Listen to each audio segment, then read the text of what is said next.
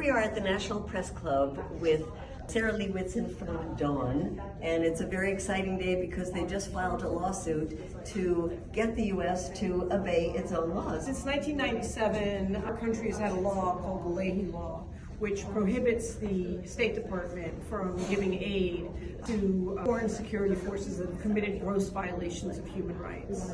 Despite decades and decades of credible information of Israeli human rights abuses, the State Department has never, not once, not ever, found a single Israeli security force responsible for violations of human rights. We currently have 5 plaintiffs, Palestinian Americans, Palestinians in the West Bank, and Palestinians in Gaza. They have lost loved ones in the events of the last 14 months. They stand to lose a lot more as long as Israeli abuses continue, which we expect they will, in the complete lack of accountability for Israeli security forces. They are suing the State Department because they want the United States to enforce its own law, to stop giving military assistance to abusive Israeli forces, which we believe will significantly reduce the harm these plaintiffs face because of the extreme dependence of the Israeli military on U.S. security assistance. Anything we can do to be supportive?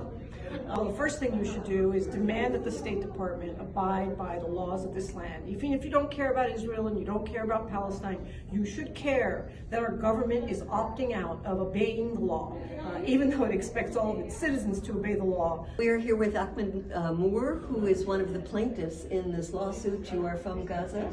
Yes, originally yes from Gaza, but an American citizen. We have overwhelming evidence that indicate that the Israelis are violating U.S. law. What's unclear is why the State Department hasn't enforced U.S. law, and that's what this lawsuit is about. So as a plaintiff personally, I have lots of family in Gaza. It's where I was born and where much of my family still lives. That's why I'm able to participate directly as a plaintiff.